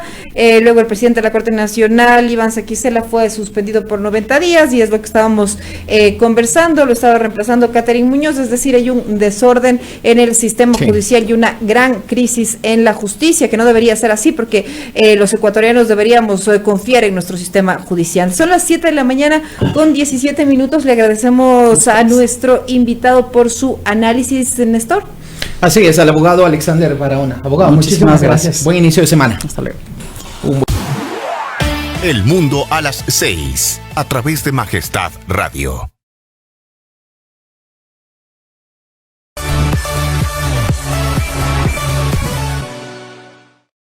Desde ahora disfruta del mejor internet y televisión por fibra con TVNet. Aumentamos la velocidad y disminuimos los precios. Navega sin límites con 80 megas solo por $25. Adquiere nuestros planes internet y televisión por fibra con TVNet por solo $35 con 80 megas. Estamos ubicados en la calle Guayaquil entre Río Mulaute y Pachatanga. Contáctanos al 0983-623629. TVNet en La Concordia, Santo Domingo y Viche. Instalación gratis, aplican restricciones. Todos nuestros precios incluyen impuestos. TVNet, más entretenimiento.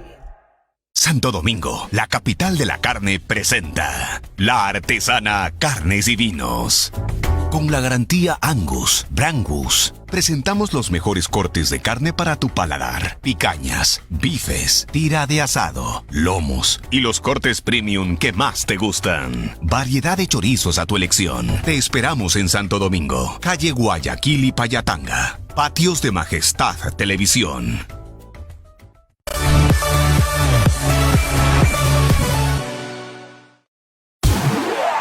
El mundo a las 6, a través de Majestad Radio. Personajes del mundo, a las 6.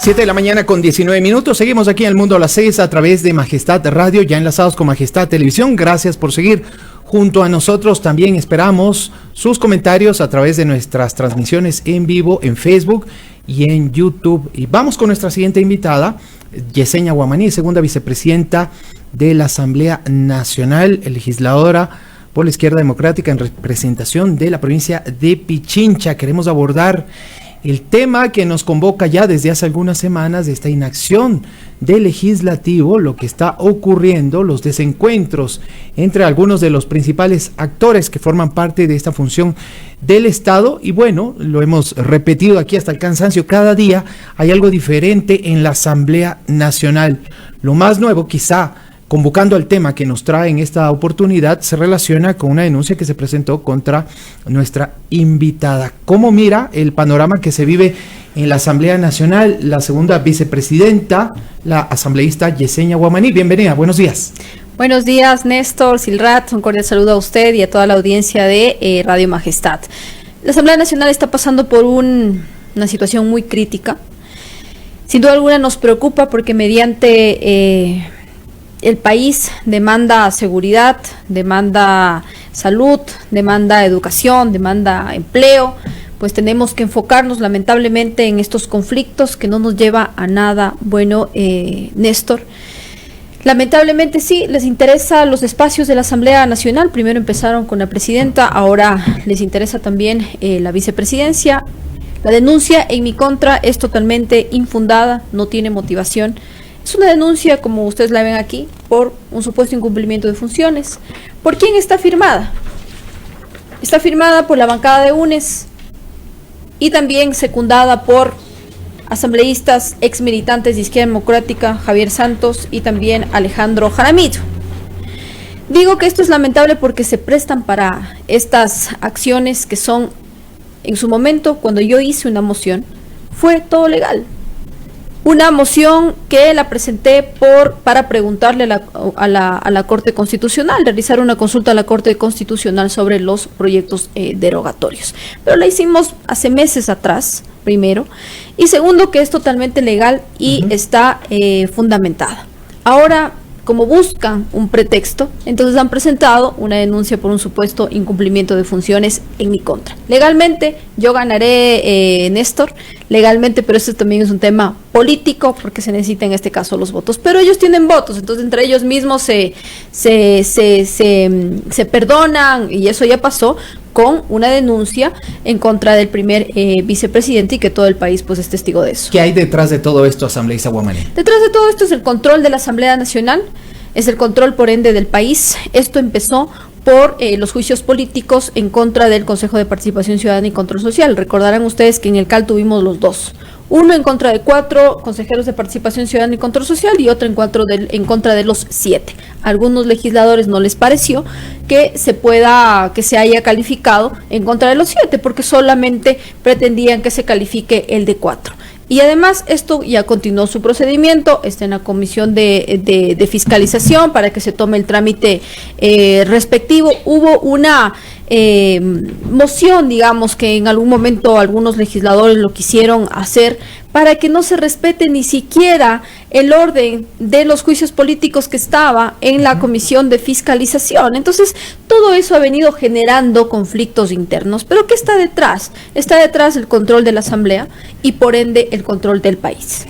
Asambleísta y segunda vicepresidenta de la Asamblea, le saluda Silrat Traslaviña. Yo quisiera preguntarle en este contexto, ¿qué es lo que pasa ahí adentro? Sobre todo porque las sesiones de CAL obviamente no son públicas. Entonces, ¿cómo está también el ambiente dentro del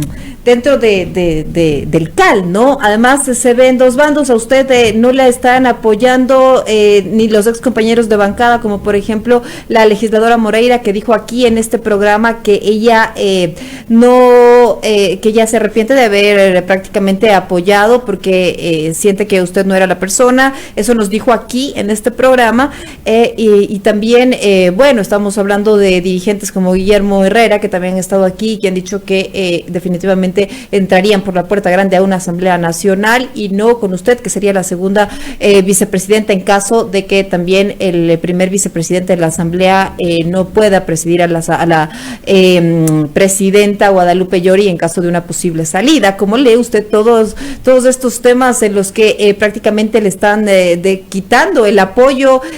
¿Cómo los ve usted? Bueno, primero manifestar que no quisiera responder a asambleístas que lamentablemente han actuado con bajeza política. ¿Quién actuó con bajeza política? Mire, son legisladores ex militantes de Izquierda Democrática que incluso se han acercado a mi familia para ponerles en mi contra. Se han ido en contra de mi familia solamente por hacer un daño político. ¿En contra de su familia? Esto es muy grave, legisladora. ¿De quién estamos hablando? Y el día de hoy yo estaré poniendo medidas de protección tanto para mi familia como para mi persona. Una cosa es el tema político, pero lamentablemente el odio de algunos legisladores ha sobrepasado el límite del respeto. ¿Quién es legisladora? ¿Quiénes son esas personas? En este punto es el asambleísta Alejandro Jaramillo y la asambleísta Joana Moreira, que por su odio, su resentimiento, se han ido en contra de mi familia y han rebasado el límite, en este caso, de su odio y su resentimiento. ¿En qué contexto se fueron contra su familia? ¿Qué es lo que hicieron específicamente estos dos legisladores en contra de su familia? Bueno, en el caso del asambleísta Alejandro Jaramillo, acercarse a mi familia para ponerles en mi contra. En el caso del asambleísta Joana Moreira, rebuscar qué podemos tener del asambleísta Guamaní para irnos en contra de su, y se fue en contra de mi padre.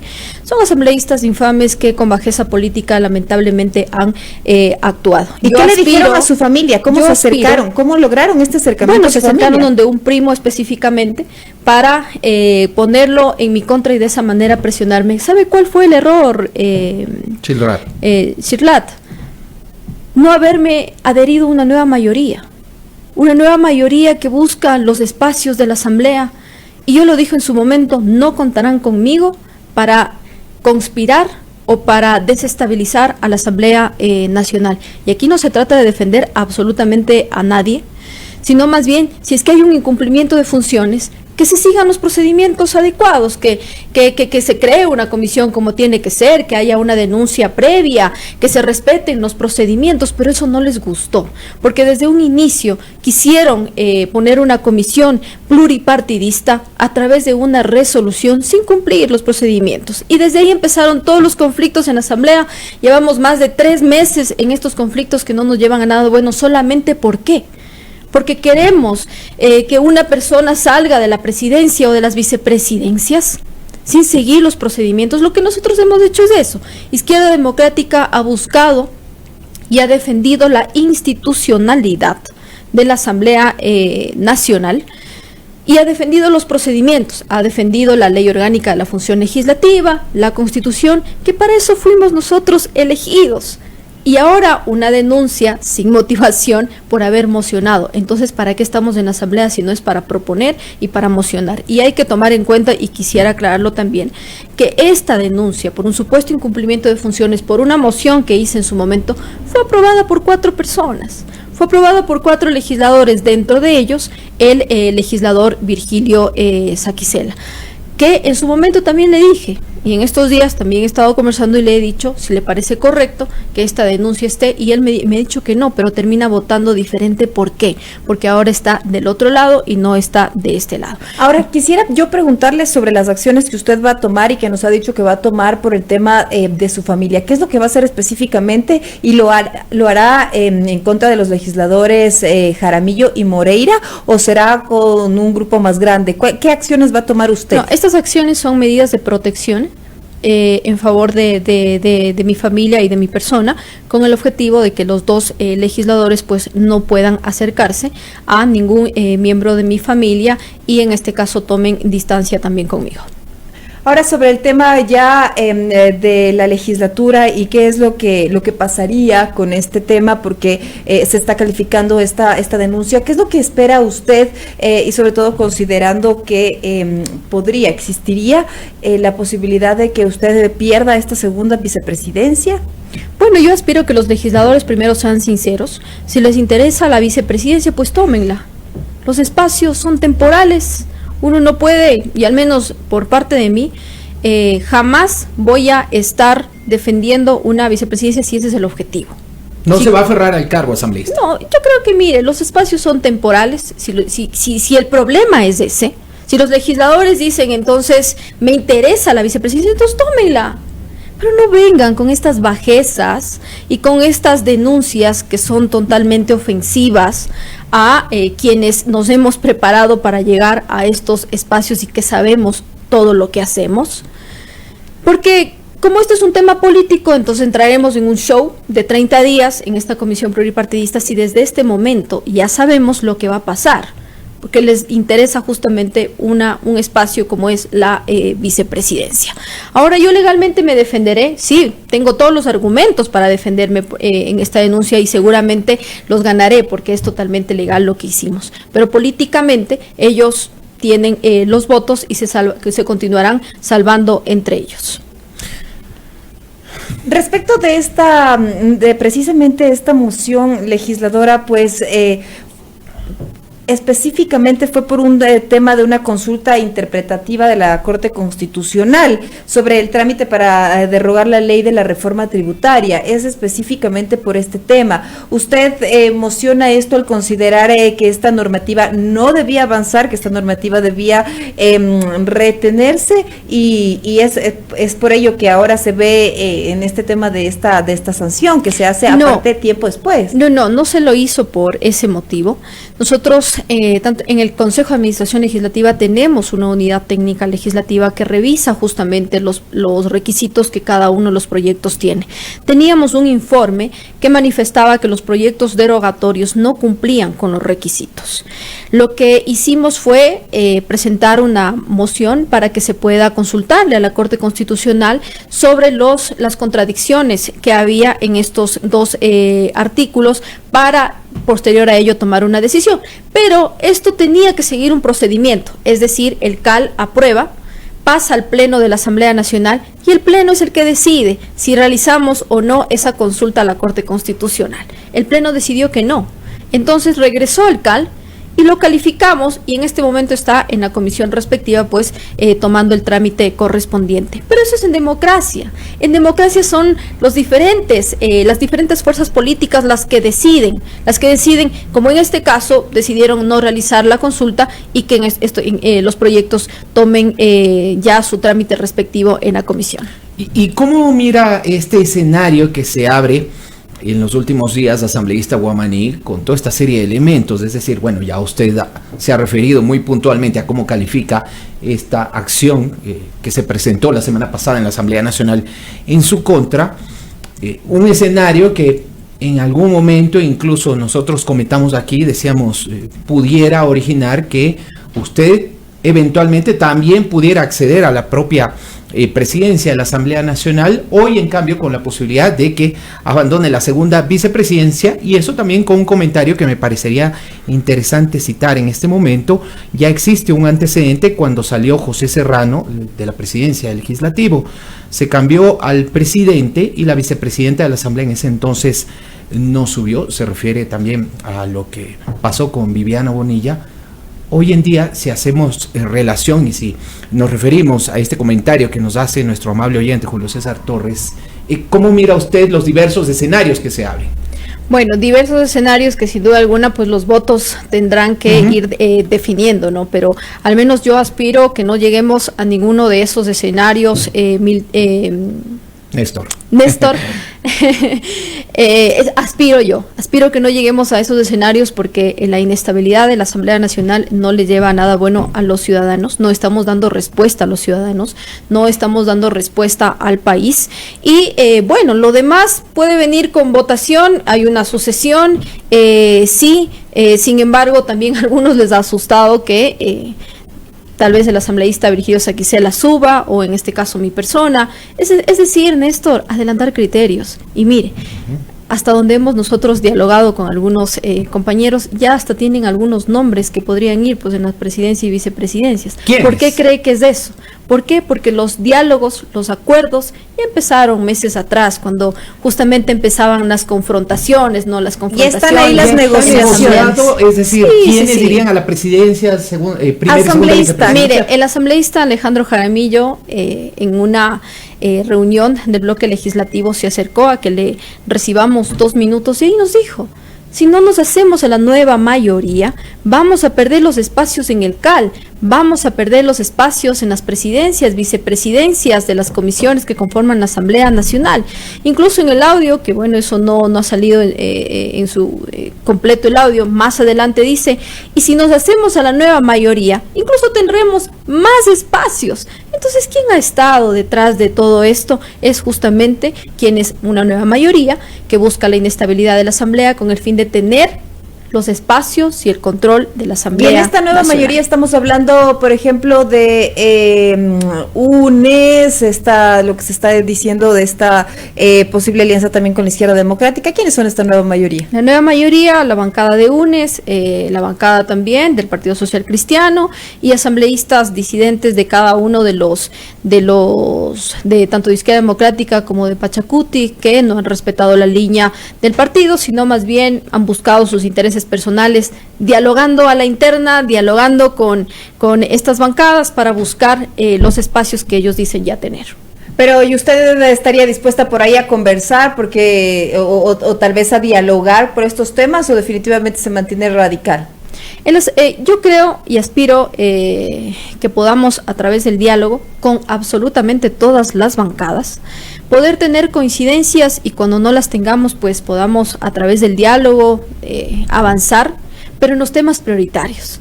No podemos concentrarnos en estas peleas mientras afuera los ciudadanos necesitan seguridad, mientras no tenemos medicinas para los pacientes, mientras nos hace, por supuesto, falta poder solucionar los salarios justos para los maestros, mientras los jóvenes necesitan empleo, mientras los agricultores necesitan oportunidades, al igual que los emprendedores. Muchos temas que tratar en el país, y aquí no solamente es un llamado a la Asamblea Nacional, aquí es la Asamblea Nacional que tiene que sentarse a dialogar también con el Ejecutivo para buscarle respuestas a los ciudadanos. Pero miren lo que está pasando actualmente.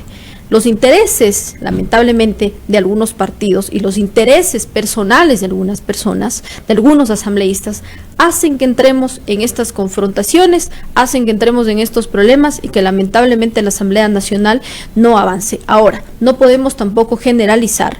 El bloque de Izquierda Democrática está trabajando en algunos proyectos. Esta semana yo estaré presentando reformas a la Ley Orgánica de Discapacidades, porque no nos podemos concentrar en estos lamentables confrontaciones que no nos llevan a nada bueno. Vicepresidenta, yo quisiera preguntarle a usted, en caso de que por sucesión el señor primer vicepresidente Saquicela no pudiera suceder a la presidenta, usted como segunda vicepresidenta estaría dispuesta y sobre todo estaría preparada para asumir el cargo de la presidencia de la Asamblea Nacional. Estamos preparadas, pero no es lo ético. Yo considero que a estos espacios uno tiene que llegar de manera legítima, como tiene que ser, no pisando a alguien para poder subir. Eso me parece que no está y no ha sido nuestra línea de trabajo tampoco del partido, como en este caso de mi persona. Yo aspiro que los legisladores pues continuemos como hasta el momento hemos estado, con las autoridades que fueron elegidas, y si es que hay algún incumplimiento de funciones pero que sea real, pues entonces hagamos los procedimientos establecidos para una posible destitución de cualquier autoridad. Sí, Rat, si me permites una última pregunta de mi parte, al menos para nuestra invitada, nada más, ya tiene que irse, tiene otro compromiso esta mañana. ¿Es un error o fue un error apoyar, asambleísta guamaní, a la presidenta Guadalupe Llori? Digo, porque por lo menos en el caso de ella se ha escuchado públicamente apoyo incluso del presidente de la República, no lo he leído. En el caso suyo no he escuchado que haya habido un apoyo del presidente de la República, y usted sabe que en la política ese tipo de decisiones es importante.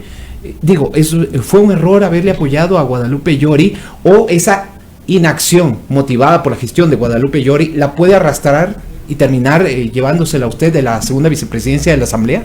Yo creo que hay algunas acciones que hay que evaluar. Yo creo que todos podemos cometer errores y que evaluémonos para mejorar, pero no evaluemos para causar un desastre en la Asamblea Nacional, que es lo que justamente está pasando, porque hay otros intereses. Y en esto, Néstor, yo creo que todas las fuerzas políticas tienen que sentarse a dialogar. Más allá de que sea gobierno, más allá de que sea correísmo, más allá... No, todas tendríamos que sentarnos a dialogar para buscar los consensos adecuados pensando en el país. Ojalá, Néstor, esta semana los asambleístas podamos darle un ejemplo al país, podamos dar un ejemplo a los ciudadanos de que es momento de que ya dejemos las confrontaciones a un lado. ¿Por qué? Ya hemos visto 30 días de show político, de show mediático, para llegar con unas medidas cautelares en las cuales les dice, ojo, no pueden hacer las cosas así, aprendan a respetar la ley, aprendan a respetar la Constitución, y si quieren evaluar a alguien, hagan nuevamente una comisión pluripartidista, pero que respete a las fuerzas políticas. Bueno, 7 de la mañana con 39 minutos, llegamos a la parte final de este diálogo junto a Yesenia Guamaní, asambleísta de la Izquierda Democrática, segunda vicepresidenta del Legislativo, tiene otro compromiso. Así es, le agradecemos mucho a la legisladora por las declaraciones que nos ha hecho. Nos ha comentado también que tomará algunas acciones legales en contra de sus ex compañeros. Estaremos siguiendo todos estos temas muy de cerca. 7 de la mañana con 40 minutos. Muchas gracias, segunda vicepresidenta, por su tiempo y por atender esta entrevista. Nueva pausa, ya volvemos. El mundo a las 6, a través de Majestad Radio.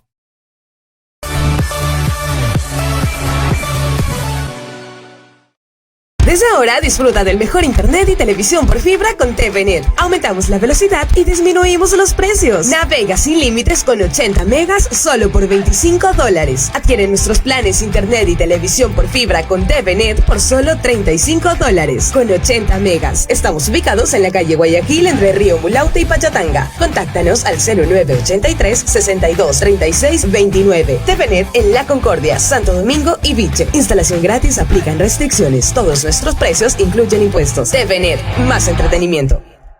Santo Domingo, la capital de la carne, presenta La Artesana Carnes y Vinos. Con la garantía Angus, Brangus, presentamos los mejores cortes de carne para tu paladar. Picañas, bifes, tira de asado, lomos y los cortes premium que más te gustan. Variedad de chorizos a tu elección. Te esperamos en Santo Domingo, calle Guayaquil y Payatanga. Patios de Majestad Televisión.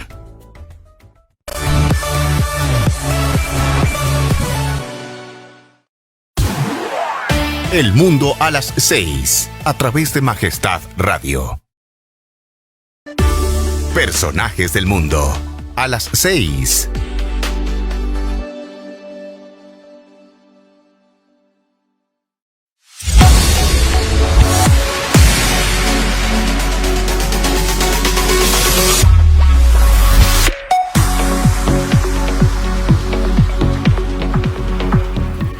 Siete de la mañana con 42 minutos, recta final aquí en El Mundo a las 6, y es momento de tratar un tema que nos preocupa a todos, y es precisamente la viruela del mono, que según las autoridades del Ministerio de Salud Pública ya se encuentra en Quito el primer caso sospechoso de esta enfermedad. Para ello vamos a dialogar, ya está aquí nuestro invitado Mauricio Espinel, él es epidemiólogo y con él vamos a tratar sobre todos estos temas. Doctor, queremos preguntarle, nos preocupamos, no nos preocupamos, ¿qué hacemos? ¿Nos aterrorizamos? ¿Qué es lo que tenemos que hacer respecto de esto? Porque realmente nos causa mucha preocupación, sobre todo a quienes somos padres de familia y decimos, ¿y ahora qué hacemos con esta viruela del mono? No acabamos de salir del COVID y ya nos viene otra cosa. Y vendrán muchas más. Así mismo es. Porque esta enfermedad, como otras, es clasificada como una zoonosis, es decir, enfermedad que se puede transmitir desde los animales al hombre. Están registradas más o menos 200 enfermedades de este tipo. En la medida en que los humanos vamos ocupando los hábitats de animales, tenemos el riesgo, la posibilidad de que alguno de los agentes, sean bacterias, virus, con las que conviven esos animales, pues se pasen al humano. Ahí tú tienes entonces la gripe aviar, la gripe porcina, ¿no? Y el COVID, ¿no? Acuérdate de la historia del murciélago. Entonces, si a nosotros nos sacan las bacterias y los virus y le ponen una fundita, tendríamos más o menos unos 3 a 8 kilos de bacterias. Lo mismo pasa en los animalitos, tienen sus bacterias. Y alguna de ellas, cuando nosotros invadimos su hábitat, su ecología, pues puede saltarse y le va bien en nuestra economía, en nuestro sistema. Y se quedan ahí. Entonces, por eso decía que vamos a tener muchas historias más de este tipo. Zoonosis conocidas, como por ejemplo la rabia, ¿no? La brucelosis. Entonces estamos expuestos a una serie de problemas de infecciones a través de esta vía. En el caso de la viruela símica, que se llama así porque fue identificada en un laboratorio, en un mono, pero en realidad los animales más importantes para la transmisión allá en el África, en donde está presente endémicamente, endémico quiere decir que hay casos todo el tiempo, ¿no? Entonces son las ardillas y los roedores, ¿no? Y alguna vez se registró un brote en los Estados Unidos precisamente porque en un barco, ¿no?, se transportaron estos roedores y llegaron a Estados Unidos y se creó y se produjo un brote. Entonces la principal forma de transmisión es a través de estos animalitos. Luego, como transmisión indirecta, puede ser de persona a persona, ¿no?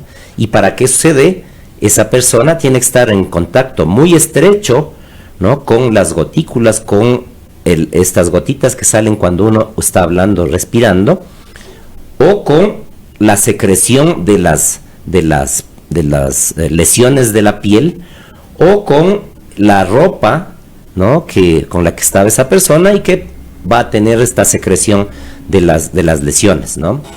Entonces, estas características hacen que la transmisión de este virus no sea comparada con otras, como por ejemplo el COVID, ¿no? De lo cual tenemos ya experiencia cercana, ¿no? La velocidad de transmisión del COVID es impresionante, ¿no? Se llegó a comparar hasta con el sarampión, ¿no?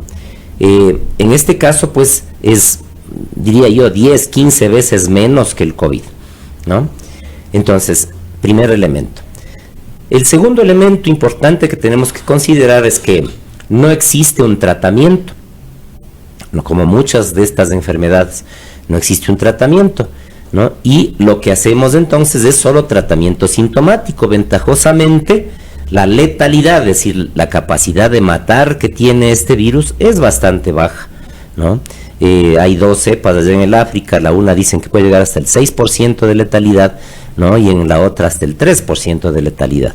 Entonces, ventajosamente no es muy letal, ¿no? Pero esos son temas de riesgo, ¿no? Decimos 3%, y yo no sé a quién le va a tocar ese 3%, ¿no? Entonces, se dan pocos casos, es poco letal, las condiciones de transmisión son complejas, no son fáciles. ¿Cuáles son estas condiciones de transmisión específicamente, doctor? Si nos pudiera repetir para las personas que se están uniendo a nuestra señal y que de repente ahora están alarmadas y dicen va a ser como el COVID, que ni viene, que nos tocó usar mascarillas. ¿Cuáles son estas condiciones específicas, si nos puede reiterar? Como les decía, primero es la transmisión a través de estos animalitos, que ventajosamente no los tenemos aquí de manera endémica. Hay un mayor riesgo en la zona de la Amazonía. Siempre en zonas boscosas, ¿no? Allá en el África se presenta en zonas boscosas tropicales, porque ahí están estos animalitos infectados.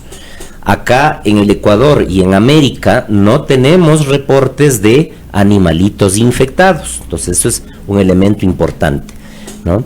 Luego, en esta transmisión indirecta de persona a persona, ¿no? Decía yo que una vía es las gotículas cuando yo hablo o toso, ¿no? Recuerden que el cuadro clínico se inicia como una gripe, ¿no? Con tos, con un poquito de fiebre. Se diferencia porque van a presentarse ganglios, ¿no? La presencia de ganglios en el cuello, en las axilas, ¿no?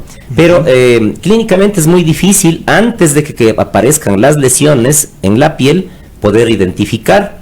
Por esto se hace la alerta, para que todos los especialistas que ven, ¿no? Niños, que ven adultos, estén pendientes, y si hay sospecha, entonces lo reporten, ¿no? ¿Cuál es la sospecha más importante? La presencia de estas lesiones, ¿no? Que van evolucionando de manchitas, luego a unas bolitas, y luego se hace como un volcán, se erupciona, ¿no? Y ahí sale un poquito de líquido, ¿no? Y lo curioso es que se presenta en mayor frecuencia en el rostro, en la cara, en las palmas de las manos y en las plantas de los pies. ¿Por qué? Porque el especialista tiene que diferenciar con otro montón de enfermedades exantemáticas que nosotros podemos enfrentar en el consultorio, ¿no? Sarampión, varicela, sífilis, etcétera, etcétera, ¿no? Entonces, es muy importante que los profesionales de la salud estén atentos en este sistema de vigilancia, para luego entonces, identificado el caso, tomar las medidas correspondientes y evitar que se siga expandiendo. Doctor, si me permite también otra pregunta, y a propósito de una información que se diera a conocer el pasado día viernes desde Londres, y que mencionaba que la Organización Mundial de la Salud informó que casi 200 casos de viruela símica han sido reportados en más de 20 países no conocidos usualmente por brotes de la inusual enfermedad, pero que ha descrito, hablamos de la OMS, a la epidemia como contenible, y propuso crear una reserva para compartir equitativamente las limitadas vacunas y drogas disponibles en el mundo. Usted, como epidemiólogo, ¿cuáles son los escenarios que podríamos advertir, y sobre todo usted desde el ámbito ya profesional y científico, ve que pueda ocurrir en torno muy puntualmente a esto? Imagínate, 200 casos en más de una veintena de países. Si estaríamos hablando de COVID, estaríamos hablando de millones de casos, ¿no? Unos identificados y otros no. Entonces, esto muestra lo limitado que es la transmisión. Sin embargo, lo curioso Lo que llama la atención de este brote que se presenta en Europa es que las personas infectadas las identifican en su mayoría en clínicas de salud sexual y reproductiva, entre homosexuales, ¿no? Y entonces ahí nace una curiosidad científica, ¿no? Y están investigando los expertos, ¿no? Esta curiosidad. Y pues nace la posibilidad también de que sea transmitida a través de contacto sexual, ¿no? Entonces, esa es una vía más que se adiciona. También se puede transmitir de la madre al niño, ¿no?